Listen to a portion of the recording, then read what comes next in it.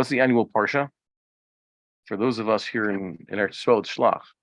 In Chutz La'aretz, the actual annual parsha is Ba'aloscha. So the annual cycle minhag was transplanted from Chutz La'aretz to Eretz Yisrael. This is a new thing that they're reading Shelach this year, right? This week, it's new. They used to be in Eretz Yisrael; they had a 3-year cycle. So they, but it was long enough to do, wasn't it? In the times of the Rambam, the 3-year cycle still existed in Egypt, and Rambam was using the annual cycle in Egypt. There was no real Jewish community to speak of in Eretz Yisrael that was significantly keeping the annual cycle. Mm-hmm. If they did, they still kept the 3-year cycle, just like some Egyptian Jews still did. So it was only in times of a little bit later that whatever Israeli community started again, transplanted completely, no more triannual cycle, just the annual cycle. So they had to adjust the annual cycle to fit this reality that in a year like this, suddenly there's an extra Shabbos because there's no second day of Shavuos. So it's an adjustment. By the way, so why do I say this is an adjustment? Because really part of the design of the annual cycle is that they read Parshas Shelach on or about Rosh Chodesh Tammuz.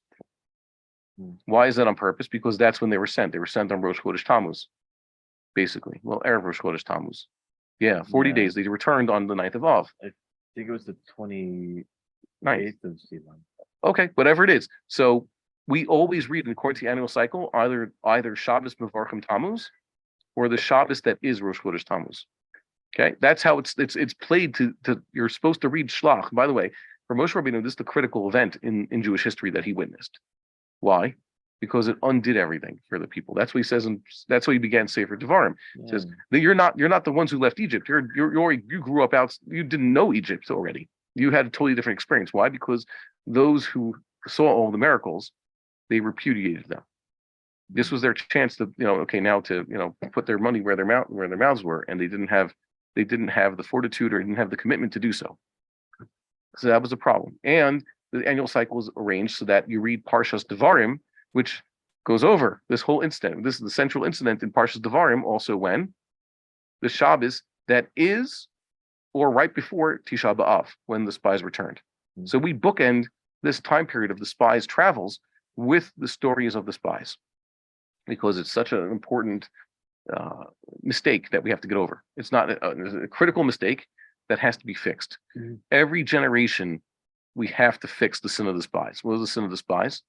The sin of the spies was that God tells us to trust in him and go to the land of Israel and conquer the land of Israel and start a Jewish community there.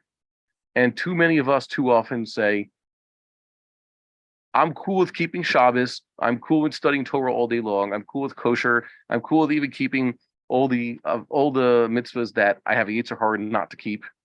So all the arayos are off the table. Gambling's off the table. Fine, I'll take all that. No avodah zarah anymore.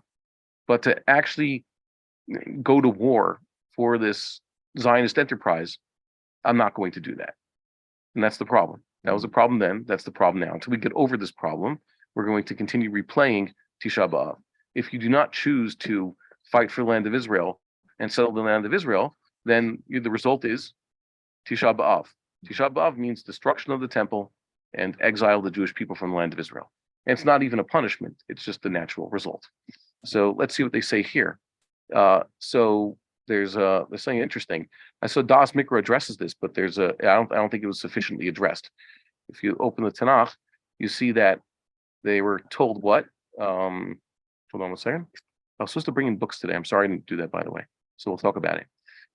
It says here that he originally took the Israelites in Parshas B'Shalach, by the way, instead of Shelach, B'Shalach. How does it begin? Vayasev Elokim et ha'am derech hamidbar Yam Suf. Derech hamidbar Yam Suf means by way of the wilderness toward Yam Suf. Okay, away from the veer south, instead of going up along the coast through the land of the Philistines, veer south and go toward Yam Suf. After listening to the spies, he told them, God told Moshe Rabbeinu, Machar penu ulachem hamidbar derech Yam Suf. Instead of derech hamidbar Yam Suf, penu ulachem hamidbar, go to the midbar by way of Yam Suf. Okay, instead of Yam Suf by way of the midbar, by way of the wilderness, now go to the wilderness by way of Yam Suf. Sort of the opposite. Now that you've ruined it, now you're traveling in a totally different way. Originally went just like an interesting inversion there. And the same is mentioned by Moses in Deuteronomy. He says that God told him, fine, so you have to go, Pinu usulachem hamidbara derech yamsuf. Okay? Go hamidbara derech yamsuf. And it said machar. Moses was told this right after the sin of the spies, right after the first time God spoke. With the first announcement, the punishment, he told them tomorrow. It says, tomorrow do this. And then what does it say? Did they actually follow this command? The day after this whole thing, when God pronounced it, what does it say? If you went over the Parsha, you would have seen, it says, Vayashkimu vaboker, okay, Va'alu el Rosh Har, and they started going up the mountain. They ascending, because if you're there in that area of the Negev, heading north also means like the altitude changes. You start going up, up the hills. So, and they said, we're going to do the fight. Sorry, we should have listened to it. This was pretty bad. Yesterday, we lacked faith. We lacked our trust in God. Today, we're going to do it. And Moshe Rabbeinu told them, don't do it. Now you're going to get, now he's not with you. Now you're going to get hurt. And by the way, the reason ostensibly for turning back, the command, turn back and now go south, go back into the desert, was the Amaleki and Canaani are really nearby. The spies basically said, yeah, there's Amalekis in the Negev, the Canaanim are all over the coast and along the Jordan River, the Amorites are in the mountain, and the Yevusi are in the mountain areas, just crawling with hostile Gentiles. Mm-hmm. And God basically said, so you want to stay in the desert, you'll get that. You can stay in the desert. And you want to fear these inhabitants of the land of Canaan, so here you go, start fearing them. Now I'm not protecting you. So they said they're going to do this. These are the Mapilim. And the next morning they tried to invade. They went into the Amek and they were routed. And we had in Devarim, Moshe Rabbeinu adds that they came back to the camp and cried before God. Okay, Vatishavu, Vativku Lifnei Hashem. And Hashem didn't listen to them. He didn't accept their prayers. And then he says, Vatishavu b'Kadesh Yamim Rabim Kayamim Asher Yishavtem. You stayed in Kadesh for many days. Remember, Yamim means many years. Yamim is an expression in Hebrew in the Torah for years. So Seder Olam says, yeah, if you calculate, it comes out to 19 years. They stayed put in Kadesh Barnea for 19 years after that. And then it says, did they turn and travel Hamidbara Derech Yamsuf toward the wilderness by way of Yamsuf? And that's what it says in Devarim. Doesn't here in this week's parsha, it doesn't say they ever accomplished this. So in Sefer Devarim, basically the command is reiterated. It says, go turn back, Hamidbara or Hamidbara Derech Yamsuf. And then it said that they only actually went, Moshe Rabbeinu says, like God commanded, after a few years of just waiting there. Why did they do it the next day? So what's going on? And also there's this reversal. So Das Mikra says that basically, yeah, they did only get the command to go south the day before they actually went, which doesn't fit. They came back to Kadesh. They were just waiting for 19 years. No, because it says right when God spoke to Moses, right after the sin of the spies, in this week's Parashat Machar, tomorrow go down, and then later God talks to him again, and it's even before the spies themselves died, and before this whole incident of Vayashkimu Baboker.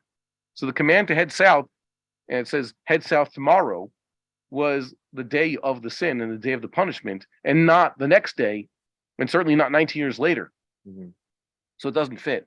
So I like to propose that, no, we're seeing here a rule. What was the plan? The original plan, as they had gone ahead with the plan. They're supposed to enter the land of Israel, start marching. The spies Moshe Rabbeinu let them send spies. The spies were supposed to come back and say, here's the best route to take it. Their job wasn't supposed to be if they should invade the land of Canaan. Mm-hmm. Their job was to determine how. By the way, we were talking about this, the Moatzah of the Rabbanut. I think I mentioned this before a few years ago. The Moatzah of the Rabbanut, the chief rabbi himself has mentioned this, had a discussion if to allow ascension of the Temple Mount. And the vote came out 10-2 against. Very, very telling vote. 10-2 against. And I like to say that that's not a valid vote.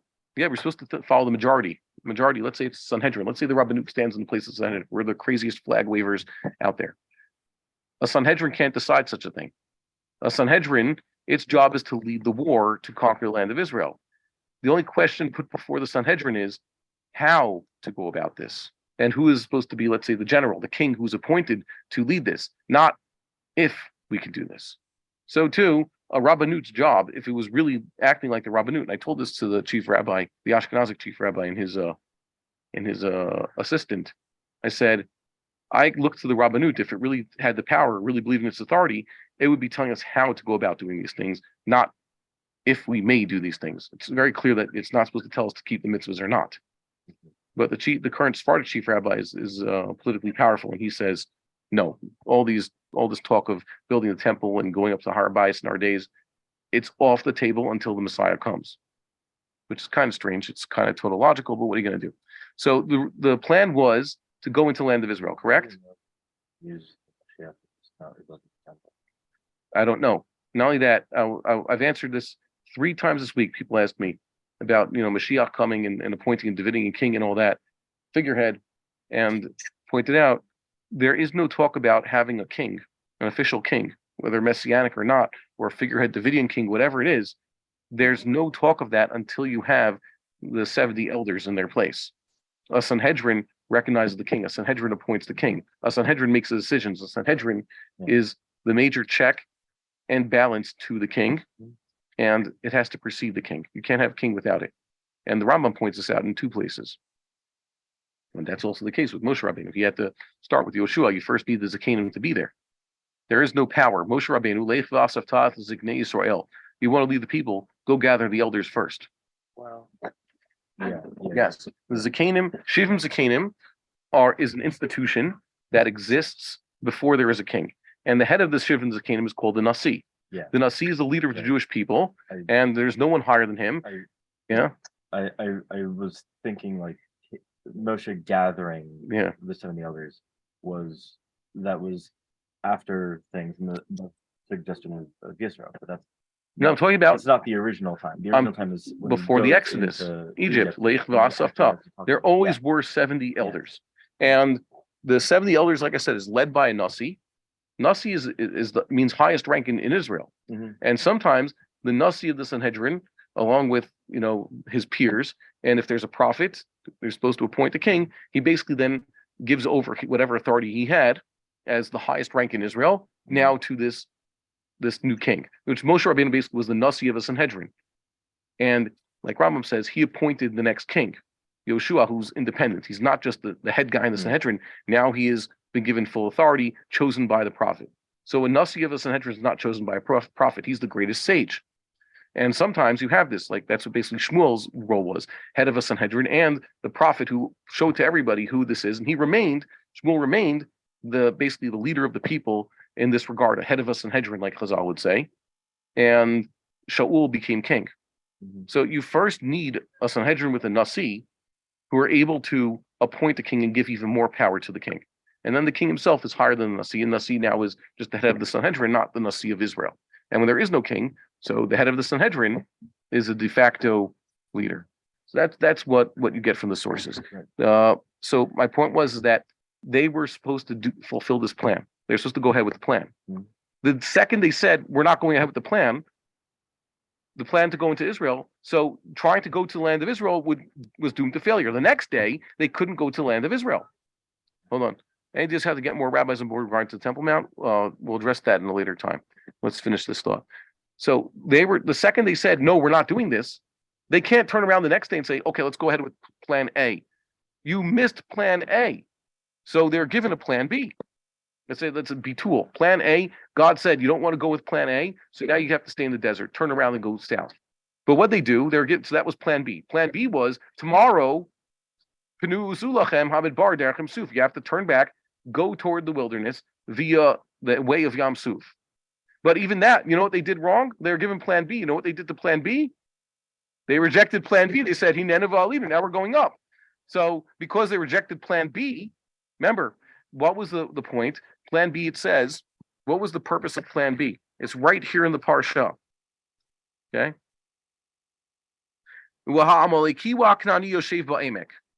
God tells Moses, the Canaanian and the Amaleki, the Canaanites and the Amalekites that you fear, that your people fear, are there right in the Emek. Emek is a reference to the lowland that goes down from the Jordan River area, south of the Dead Sea, and then merges with Negev, around where they were hanging. Okay, they were there. Machar penuzu lachem hamidbar derech suf. Because you're under threat now from these peoples, head south. But the problem is, that was plan B now. Now at least God's giving them a plan B, a way to protect themselves from the enemies to whom they have now become vulnerable because they made themselves vulnerable. Mm-hmm. So what they do, they said, no, we don't want plan B either.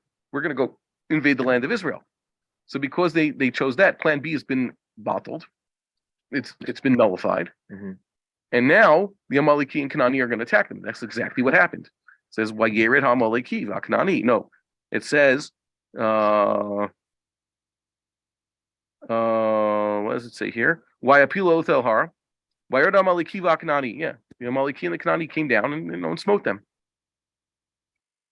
So that's basically what happened. That's why we find that they didn't fulfill this commandment to tomorrow head south. It only took them 19 years to go south. They had rejected plan B. So now plan B didn't even work. They were just stuck in Kadesh until they had a chance to finally go. And just like that, and eventually plan B was implemented. So a year before, basically, they actually got to re-implement plan A all along. Basically, everything was just delayed. How was plan A implemented? Their children got to enter the land of Israel. So that's how you understand this. The point is that when God gives you a chance, mitzvah haba'al yadacha al tahmisena, which I translate, a mitzvah that comes to your hand, don't blow it. So that applies to the 613 we could find in this book. That also applies to specific commands from God. God commands you to enter the land of Israel and, let's say, build a temple, conquer land, settle land. So don't blow that. If you miss it, the window is closed. And if he gives you a plan B, even tells you a place in the Gullus to stay, and you decide, no, now I'm not going to listen to that. Now I'm going to try doing what I was supposed to do all along. You won't have God helping you. You'll fail also in that. So just do what he says when he tells you to do it. That's what we're trying to make up for. I feel like we're trying to play catch up here. That you can't just pick and choose what to do. You have to do what God wants. The first chance you get. We would like to encourage our viewers to share these videos with friends and send in your responses. If you would like to obtain Birkon Nusach Eretz Yisrael or invite the rabbi for a speaking engagement, please email us at office@machonshilo.org.